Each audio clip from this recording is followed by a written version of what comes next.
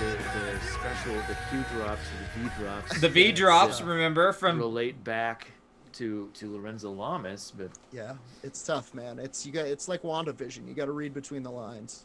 yeah. So far, I'm not the baker for the Renegade podcast. I don't know if you guys know about the bakers in QAnon. They're the people that decipher all of the codes. Yeah. What are they called for the V drops? The Vakers. The Vakers. The Vickers. Ladies the and Vickers of gentlemen, Venus. and everything in between, welcome to Werewolf Radar, the world's premier Paranormal Preparedness podcast. My name is Jordan Dahl. I'm Nate Balding. And I'm Roger Norquist. Today's episode of Werewolf Radar is brought to you by Monstroco brand sanctified salt packs for various orifices. Basically, they're salt packs and they're sanctified, and you put them in your mouth at night, and ghosts can't get in that way. And I don't know how to say this. You extrapolate from there. You basically plug, ears, nostril, and just take it from there. Yeah, it doesn't have instructions, but it knows its own instructions. So ghosts can't. Well, I mean, I could tell you the instructions, but it's just, It's you gotta better to figure it out. You for gotta yourself. keister it, and you gotta, there's also urethri to work out, and ghosts can get in everywhere is the problem. And with Monstroco brand sanctified salt packs, you don't have to worry about that. You do have to worry about dehydration. Stay hydrated. Yeah. Long story short. Sanctify the flesh. Man, I love Monstroco's products, but I just wish they didn't have these side effects. But I mean, everything in normal capitalism does, so I can't, I can't judge them too bad. And it's like, you can make salt packs at home to plug your orifices with to keep ghouls and mummies from getting in, or your skeleton from getting out, but they're not going to be sanctified. That's true. Yeah, you can't just use any desiccant. Yeah. I mean, that's a good way to end up as a mummy, Yeah. Which, speaking of, we are into the month of March. Mm-hmm. And the month of March is, of course... yeah. Yep, I have it up on the stream right now. March, Mummies, and Monsters Mayhem. That's right. The category for March is March, Mummies, and Monsters Mayhem. Or should we make it Madness? March, Mummies, and Monsters Madness. Oh, yeah. I don't know how we fucking missed that. Well, that makes a lot more sense. I'll fix it right now. It's fine. We're all doing a great job here. We're all doing a fantastic job. It's like, today I heard some people on a podcast refer to themselves as co-ghosts, and I was like, we dropped the ball. We did drop the ball on that one. Truly. It was right there the whole time. Anyway, yeah, it's, Monstroco brand body salt. Mm-hmm. Sanctified body salt. Sanctified salt packs for body orifices.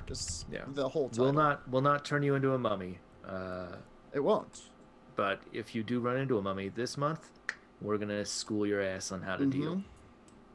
Absolutely. So who wants to talk first? Well, I don't have any mummy content. I do have some monster content. So does anybody have any mummy content to kick off Mumbuary? I have no mummy content. I'm monster too. I went full monster. God damn it. We went full monster for the episode. Okay, well, we blew all our mummy content in the nugget. Patreon. Yes. Yeah. Just donate $1. It goes to charities. Get the grave nugget. You'll hear all the mummy content you want. Yes. I would prefer to go later on. Okay, Nate or me? Hey, I can go first-o. Okay. Fire it up. Let me put up your graphic. Everyone's get graphics this episode. I'm trying to be cool and good at stuff. Hell yeah. You're cool and good at stuff. Well, Has anybody ever told you that? Thank you. Thank you. All right, go. Nice. Begin. I'm ready. I have to get to this article. One moment.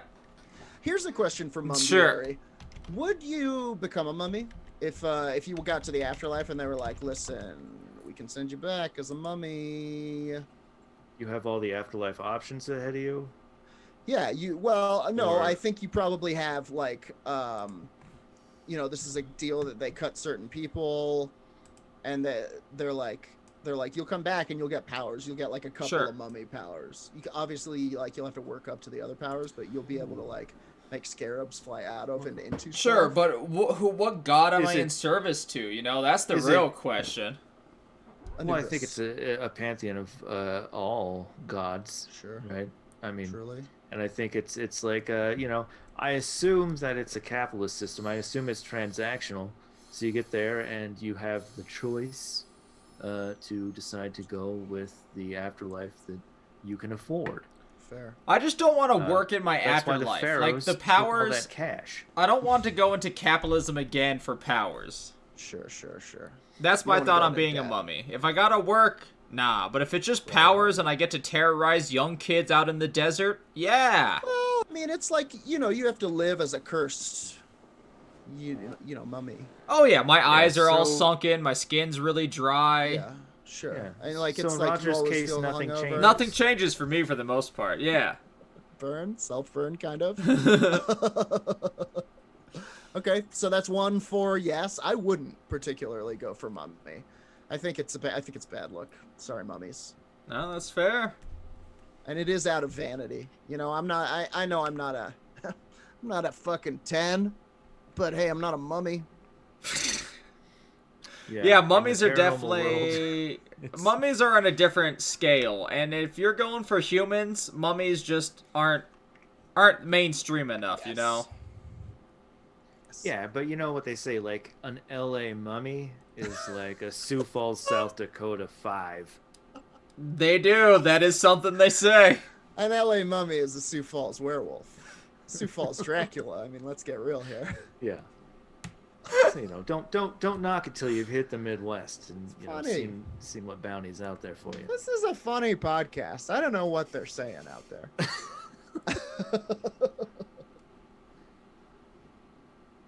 Well, let me dive into our first creature for Please. March Monsters, Mummies and Madness. March Mummies, Monsters, Madness. This is the Taku-hei. Ooh. Yes, speaking of South Dakota, this is an article from wolfstoria.com. Nice. That's an awesome website. It is, it's quite good. And the picture for the Taku-hei at the Wolfstoria website it appears to be a Bigfoot doing perhaps a giant splash off of a top rope in a wrestling match. Or leaping from a tree to grab somebody. It's not specific. Sure. South Dakota is a rather empty state, smaller settlements being more common. It's unusual, then, to say that South Dakota is oddly devoid of cryptids. The state has a large amount of haunted roads, forests, and buildings, but a surprising lack of monster legends, excluding Bigfoot, which can be found in almost any state. South Dakota, however, is home to a very special Bigfoot that goes by the name Taku-hei. Okay. Bigfoot generally stick to rural forested areas, which they find it easier to hide in. They're often referred to as forest giants and can be construed as protectors or guardians of said forests, as their attacks seem primarily to be focused on driving people away from certain areas. We all know that about the Bigfoot, the protectors. The Taku-hei, on the other hand, is seen mostly in wide open areas, dragging dead prey behind it, or simply staring at witnesses. Ooh, I don't like that. Well, yeah. Whoa, now. Yeah, South Dakota Bigfoot is just out there mean mugging constantly. First of all, I really enjoy that versus like the cryptid who's just like in the trees and you only see its like dot, its bright eyes. I want a cryptid to come out, mean mug me, and go, "I exist. What you gonna do about it?" Sure. Yeah. Hey, yeah, Yeah, I mean, you gotta Taku-hei respect is, you gotta respect the fuck around and confidence. find out. Yeah. He's definitely a gritty type cryptid. Yeah, Fuck gritty around and vibes. find out. There are many mysterious deaths linked to the 8-foot monster, though those who have actually seen it and survived never mention anything about feeling threatened. Which does seem odd for a guy that, It does seem weird. if you saw him across the bar, you'd think, I hope he's not carrying a weapon. Yeah, but also I guess that's the type of guy who like, you're not afraid of him until you are. Yeah, I mean that's not wrong. Doesn't have he knows he's powerful enough to take you, so he doesn't have to show it. Yeah. Oddly, Takuhei is linked with the mutilation of many farm animals, which isn't something generally associated with Bigfoot. Oh, Animals good for him. usually, yeah. Now, I have heard stories of some Bigfoot like cracking open a deer and drinking the blood. This could be Oh, a they do mistake love to and do it's that. him. Oh, that's very possible. It says animals, usually young calves, would be found with their sexual organs removed and blood completely drained from their bodies. Like I said, drinking the blood, just cracking them open. Right from the butthole, huh? Yep, from the butthole. Right from the gens. South Dakota has had its fair share of UFO sightings, the article says, so it might have been possible that they were responsible for these things, but those who saw the mutilations firsthand did not describe the damage as being precise or the ever-present chemical smell consistent with most alien abduction cases. Wild animals, too, have fallen victim to this brutal treatment. So yeah, the deer, the giant carcass piles and the bone altars out in the woods, those could be Takuhei. Sure. Yeah, Okay. that tracks, honestly. Feels like something. Yeah. I don't know Takuhei, but yeah, But you're gonna get to. sure. And, maybe you'll get along. Yeah. It is the sightings of Takuhei dragging mutilated animal carcasses that's led the locals to believe it to be responsible, which makes sense. Many believe the Bigfoot-like creature to inhabit a small stretch of woodlands at Sika Hollow. Sika itself means bad or evil and has been referred to as such long before South Dakota was settled by Europeans.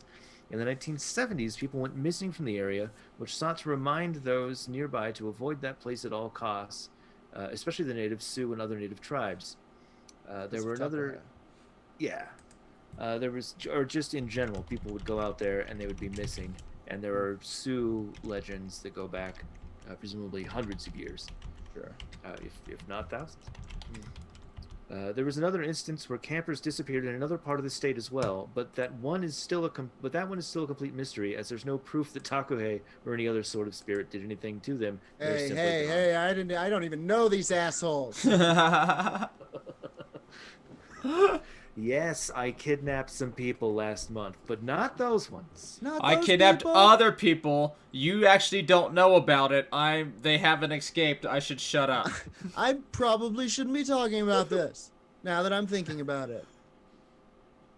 And this is where we start kind of getting into there's a Slender Man angle on Takuhei. Yes, and that's the image I found right on the next in the video for all you YouTubers and the Twitchers. It is a frightening creature. Yeah, he's also known as Walking Sam. Interestingly enough, the stories of Takuhei are leading in an unexpected direction. With a rise in teen suicides, the locals have begun to spin stories of a 9-foot being that sneaks into towns and urges teenagers to kill themselves. Whoa. Yep.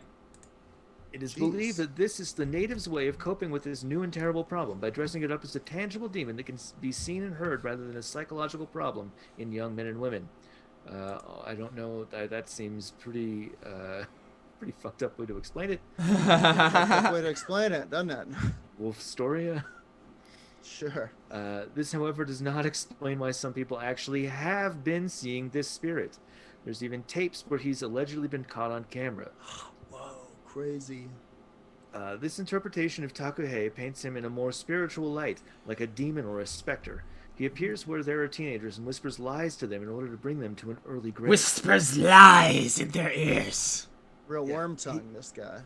Yeah, he is supposedly a dapperly dressed gentleman with a stovepipe hat and a long coat. Nailed it. Not my The Taku- Takuhei. The Takuhei is also known as the stovepipe hat Bigfoot, which is how Lauren Coleman, of all people, describes him. Now, I believe that's the gentleman behind you, right, Nate? Yes, yeah, that is a stovepipe hat Takuhei. Crazy. Sometimes he wears a cape, according to Lauren Coleman.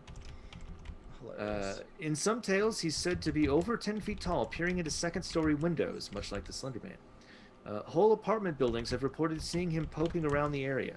There's no description of his face, but in some stories, he's said to be a normal-looking older man, while in others he's said to have no face whatsoever. Ah! Oh. Yeah. Big diff. Sometimes he isn't referred to as Takohei at all, and is instead referred to as Walking Sam. Walking Sam. Walking Whether Sam's these back. are He'll take Yeah. your legs. Yeah, there's a bunch. If you get into Walking Sam, you'll find stories of kids out at night, and they start getting in their own heads about shit, and then they'll like find a noose. Whoa. Like there's a story about this guy having a premonition of like several teenagers hanging themselves, and then he like this dude. This is documented. He went out, and there were a bunch of kids that were going. They were part of a big suicide pact that Walking Sam was supposedly coerced them into. Wow. He Wow. stopped them. That's Whether crazy. these are separate entities or the same thing is impossible to say. The natives who have seen him will tell you that they are different, but many experts on legends and native lore will tell you that it's most likely the same legend going through changes to adapt to modern times. Whatever Walking Sam may be, there are many sightings and police reports of a tall man in a stovepipe hat, but there were equally many sightings of a more beastly figure in some of the rural areas. In the early 1980s, several officers were called out on multiple occasions to investigate a tall man outside of various buildings. One time they arrived at the scene to find a whole family holed up in a fort made of couches and whatever furniture they could find. Once calmed down, they told the police that they had gone to let their dogs through the front door and had spotted an impossibly tall man in their yard standing beside one of their cars. The witnesses said that his hips were over the roof of the car, and the dogs were reacting with a great deal of fear at the sight of him. It was enough for them to call the police and take whatever precautions they could within their own home. In 2007, there were several sightings of a large man causing a ruckus near the town of Pine Ridge. A lot of them are in Pine Ridge. Police officers called to the scene recorded footprints of up to 13 inches in length and 8 inches across.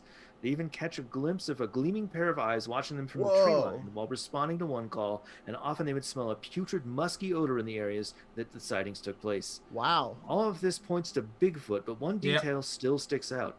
Witnesses described the creature they saw as not having a face. And sometimes, despite its beastly appearance, it will be wearing a hat. A stovepipe hat. Weird. It's all very strange, with more sightings reported each year. Walking Sam and Takuhei are unlikely to fade from native folklore anytime soon.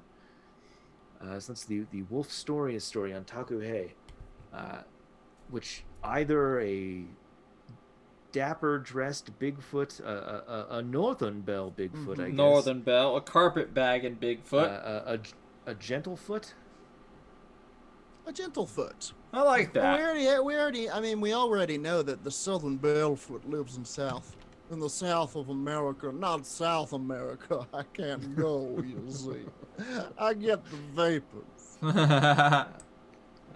Or possibly a sort of Native American Slender Man creature. Mm-hmm. Or potentially just, like a tulpa brought into South Dakota from all of the massive amount of, I'm sure, depression and cycles of existential dread, and There's a lot going on there. let's just say the pipeline. Sure, throw that in there. I mean, that could also be a thing. Like, it could be a spirit angered by the construction of various things. Yeah, I mean that would kind of fit. Like that's the central Venn diagram for Bigfoot, Slender Man, Takuhei is like this defender of the land that has an evil counterpart or something. It does seem like a guardian spirit, but it's willing to do what Bigfoot can't. Sure. Kill children.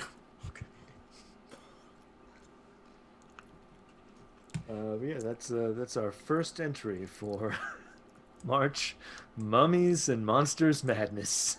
Heck yeah. Well, Suicide Bigfoot. it's terrifying, honestly. I would like to say, the Walking Sam, cut that out. What's the deal? Do you think that maybe this could be Sam I Am from that book? And because he also was kind of a Bigfoot figure who wore a hat. Oh, weird. Definitely. This is the end game of him. He's like snapped. I will not eat them. I will not eat them. You know? That kind of shit. I would like to invite you guys over to Jordan's Corner. Oh, for Jordan's a little Corner? segment I'm calling Jordan's Norwegian Corner of Horror. And I'm just gonna let you know that I didn't tell you my entire Dr. Seuss rhyme of suicide. Thank you. Instead of Would you do it with a rope? Would you do it because you mope? Could you with a knife? Could you take your life? End this life. Yeah. Fucking Sam. You know, in my neighborhood, one of my hometown legends from Eagle that has always creeped me out, mainly because I don't know a lot about it, was a legend about a figure called Cinder Sam. Cinder Sam? Who supposedly there is a so not supposedly there is an old volcano blowout up by the town where I grew up, and that was kind of where he would haunt this fellow who I don't really know the story. They said that he same thing, teens dead, don't go up there, that kind of thing. Volcano blowout sounds like a weird John Waters 1970s hairstyle. It's definitely my favorite strain of weed right now. Explosive bouffant.